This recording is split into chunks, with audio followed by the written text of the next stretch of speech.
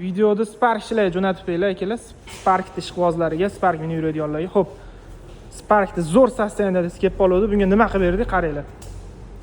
Xo'p, ikkita stoykasiga laminat qildik. Uzoqdan qarasak, o'rtasi ham oq bo'lib qoladi-yu, bunga ham hozir yechim qildik.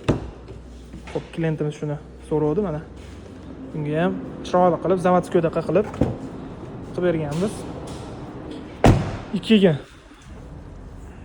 tangirovkalarni urganmiz. To'qartirib, mashina ham qo'shib qilib berindilar, qo'yib berindilar. Bu ham qanaqadir vitga vit qo'shdi deb o'ylayman, qaranglar. Emblemalarni shilib tashlab. Uzoqdan hozir ko'rsataman diskalari bilan. Laboyiga sonzashni urdik. Eshikni yopib qo'y. O'zi oldi ham qaranglar. Buni bir video qilib qo'ydim. Endi uzoqroqdan ko'rsataman.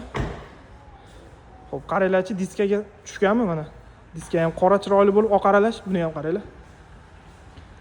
Sparki borlar, nima deysizlar? Meni yuradiganlar yarashganmi? Yozib yuborasizlar. Endi bitta vapros, tomini qoraytiraylikmi, yo'qmi? Yozib yuborsalar, klientimizga aytdim.